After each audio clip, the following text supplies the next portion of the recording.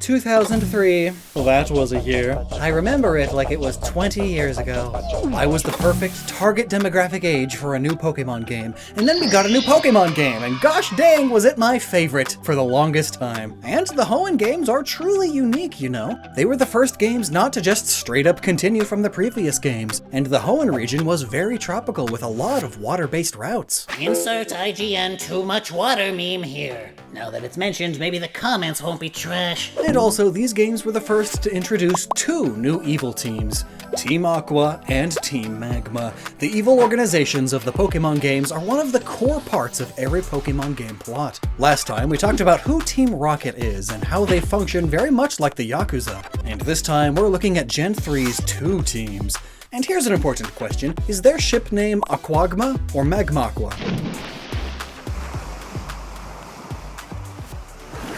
Alright, let's get our feet wet starting with Team Aqua. They love the sea and will do anything to expand the sea. Whatever that means. Don't worry, we'll get to that soon enough. Anyways, their leader is Archie, who honestly doesn't have anything special about him. He kinda looks just like another Yakuza boss with a fancy popped up collar, suit, chain, and overall slick look. Slick? More like ick. The anime didn't do him any favors either. He was just as bland and boring as he was in the game. Well, at least the Pokemon Adventures manga did something interesting with him. In that continuity, he was the head of Hoenn TV, using his position to cover up his team's activities, while also pumping out anti-Team Magma propaganda. Oh, wow! Using the media to lie to the public while pushing their own agenda. I'm glad we don't see that happening in the real world.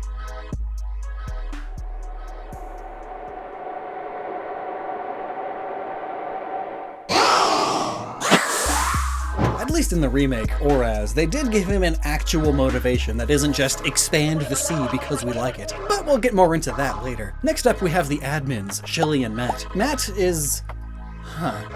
We don't really know who Matt is in the original games, do we? Actually, the same can be said for Shelly too. They're just... there, doing things that are expected of members of an evil team. For an evil team whose whole deal is the oceans, they seem very... shallow. When we look at the anime, Matt is never seen there, only Shelly, but at least they make her out to be a tactical-minded person. But now, the manga does something weird with the admins from both teams. See, when it comes to the manga, whenever they cover the remakes, they sort of treat it as a sequel story instead of a remake, like how the Fire Red and Leaf Green chapters are treated as a continuation of the original Gen 1 story instead of just retelling it. And in the case of the chapters that cover the Hoenn games, we do see Shelly and Matt in the Gen 3 chapters, but when it came to adapt the Orez story, the writer needed a way to justify in the story why Shelly and Matt look completely different from their original designs. And the reason they came up with was that Shelly and Matt were code names. So they're completely different people. And speaking of the Orez versions, the games actually give the admins some character, just like with Archie. Matt is a guy who loves to fight and is completely loyal to Archie. Clearly the brawn to Shelly's brains, as she's depicted as being the more intelligent of the two, something carried over from her anime counterpart. She was also given a backstory of being someone who used to work for the Devon Corporation, which was to explain how Team Aqua got their hands on research data regarding the legendary Pokemon. She also is apparently childhood friends with Archie, according to a picture in her room of her and Archie as kids, with a Jirachi. How? Okay.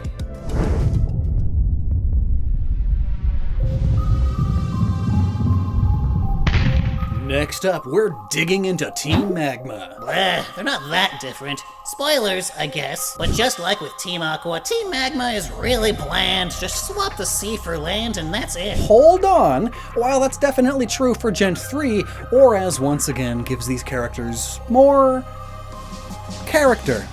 First off, you have the leader, Maxie, who unlike in the originals is depicted as bookish and very haughty, and looks down on the player for being a naive child. You can definitely tell that he's the kind of guy who thinks he's always the smartest guy in the room. Completely unlike Maxie in the anime, where he's an idiot. He doesn't actually do anything, and actually believes creating more land will make the land more peaceful. Yeah, and the manga version of Maxie isn't really any better, since he spends most of the story on the back foot thanks to Team Aqua Aqua controlling the media and is constantly being outsmarted, I kinda get the feeling Oraz Maxie would feel embarrassed of these other two versions of himself. The admins, Tabitha and Courtney though, while they are different from their original versions, they both still share the same roles as their Team Aqua counterparts. Tabitha more so, as he's also given a backstory of being a former Devon Corporation employee just like Shelly. And while Courtney obviously is very different from Matt visually, they're both the fiercely loyal enforcers of their respective team leaders. And the anime seems to be no different, seeing as just like with Team Aqua, only one of the admins ever shows up, and coincidentally, it's the same admin that would later share the same game backstory as the only Team Aqua admin in the anime.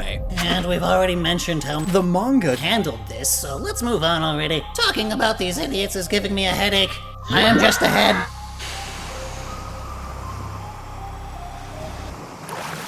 Now, I know I've said this before, but I am incredibly in love with this Knackley salt shaker that I filled with MSG to freak out the oldies. Bah! MSG kills, don't you know? One sniff is all it takes. Ah, what is that thing? Supposed to be a Pokemon? Back in my day, we only had 12 Pokemon all named Ted, and we were happy with it.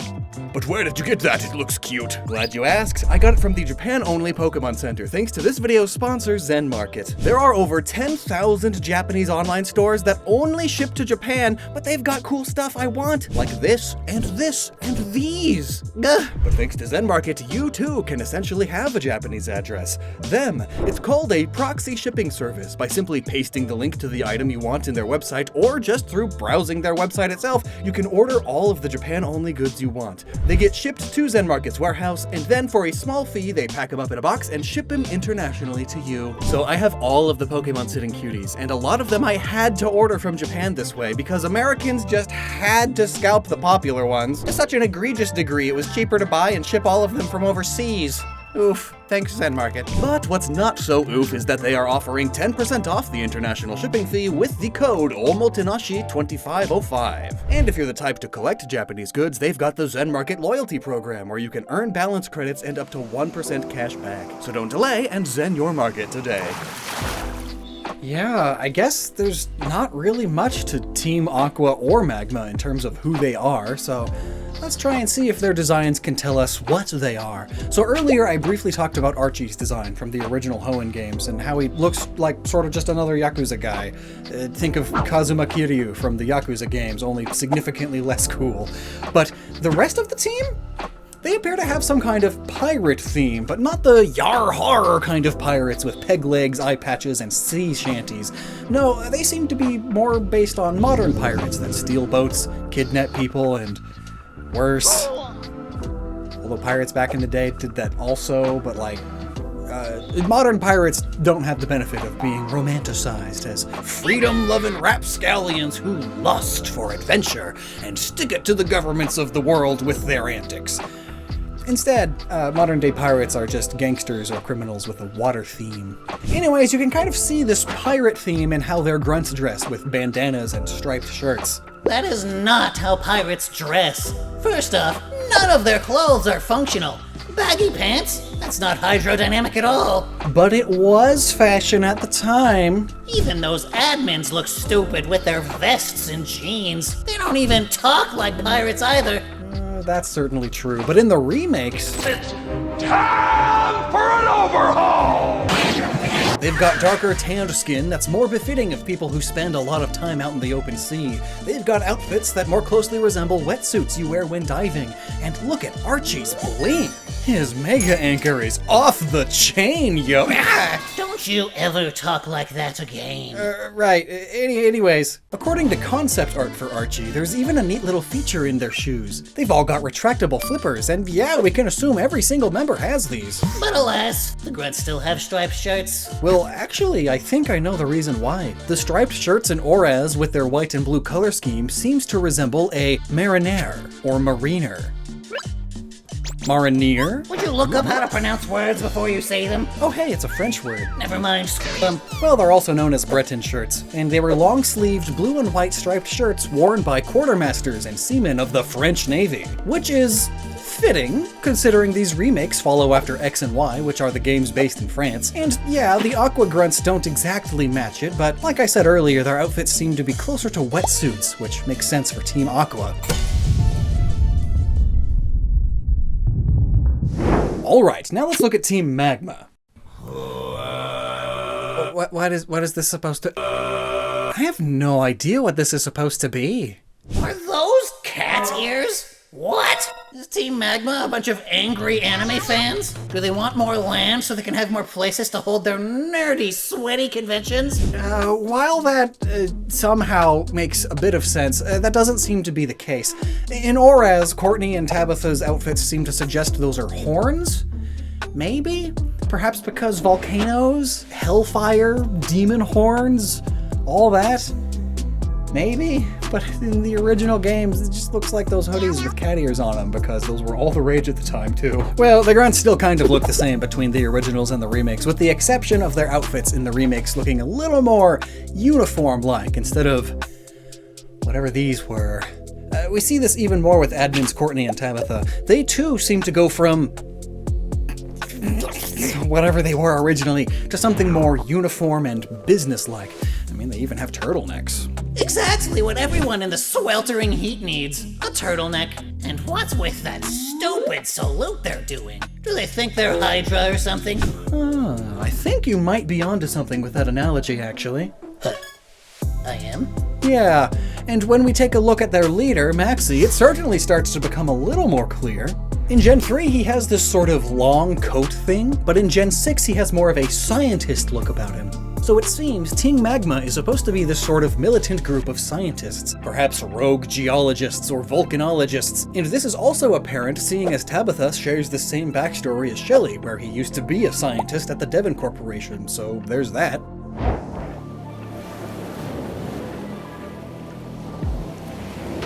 Alright, so how is this expanding the land or expanding the sea thing interesting? One of those was the plot of the worst Superman movie, and I don't care to be reminded of that. Well, it's not just the stated goals of the two teams that are interesting by themselves, but what went into them, as well as the possible real-world inspiration behind it. As should be clear by now, Oraz made a lot of changes to Team Aqua and Magma, not only fleshing out their designs and characterizations to an extent, but also their motivations. Simply expanding the land or sea wasn't very interesting at all in those original games. So in Oraz, Game Freak decided to actually give them kind of relatable reasons as to why they would want those things. In Alpha Sapphire, Archie and Team Aqua don't want to expand the sea for the good of humans and Pokemon. They want to wipe out civilization and reset the world back to its origins and have Pokemon start over, undisturbed by humanity's progress. And so, unlike the original games, they want to cause a biblical flood on purpose. In Omega Ruby, Maxie and Team Magma don't want to expand the land for the good of humans and Pokemon. They actually think coexistence is impossible and want to solely fuel humanity's progress. So basically, both teams drop all pretense and go straight into the extremes of their respective arguments. Yeah, we've heard this story before. Extremism is wrong and protect the environment. So how is this interesting again? Because it seems to be based on a real-world argument, and I don't mean the general environmentalism argument, but a real ideological clash between two groups of people in Japan. Art imitates life. And this is pretty interesting. In the Team Rocket video, we discussed how there was a real-world event that may have been the inspiration behind Team Rocket's actions in Saffron City. But this time it's different. The plots of the Hoenn games are indeed inspired by real-world events surrounding a Japanese government project called the Isahaya Bay Land Reclamation Project. I won't go into all of the specifics here, as there's another great PokeTuber, Tamahiro, who did a wonderful job looking into this event and the original Hoenn games as a whole in her Gen 3 retrospective. But to summarize, in 1989, the Japanese government began their land reclamation project by building a series of dikes and dams to control flooding and drain the bay to produce more farmland. The reason behind this was simple. Since the end of World War II, Japan struggled to provide enough food for their population of millions of people, all living on a relatively small island chain. Historically, Japan is no stranger to land reclamation. However, Japan's booming post-World War II economy introduced them to a lot of innovations to make land reclamation both better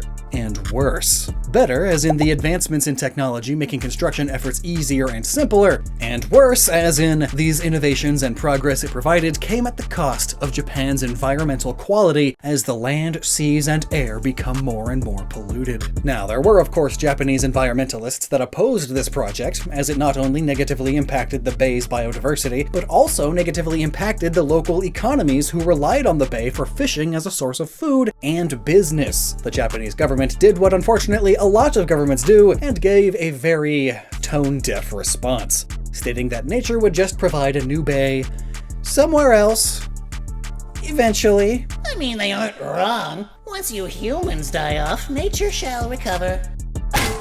It wasn't until the year 2000 when a red tide damaged the edible seaweed in the area that led the local fishermen to join with the environmentalists and protest the government for their actions. Ironic that they wanted to produce more land to feed people by taking away the sea that was already feeding people. No kidding. And unfortunately, this story doesn't have a happy ending, as while efforts have been made to try to get the government to open the dams, as recently as 2018, a court ruled to keep the dams closed. So you can definitely see where the influences come from. Team Magma, inspired by the bureaucratic Japanese government, and Team Aqua being inspired by the rough-and-tumble protesters. Now, it does go without saying that the situation isn't quite that black and white. There's a lot of nuances in most things political, like how the Japanese government started the project with the genuine goal of being able to feed more people, even if the handling of the project led to just as much harm as it did good, or how the opening of the dam, if done poorly, would damage the local communities with flooding and cause the people to lose their homes and businesses even more so. It's not an easy situation. And it must be said that Game Freak did try to apply some nuance to the plot of the Hoenn games, as neither Team Aqua or Team Magma are wholly right in either of their goals, as seen in both games, or their motivations, as seen in the remakes. And that is Team Aqua and Team Magma explained. About time. I gotta say, I'm really glad Orez went all in when it came to these two teams, because even with the nuanced inspirations, they were kinda just dumb, odd, Captain Planet tier villains in the original games. I think they're both trash, but at least they're not the biggest trash. Oh, no, those morons won't be until later. Are these teams your favorite? Leave your thoughts in the comments below, and be sure to check out our next video. And until next time, never stop using your noggin.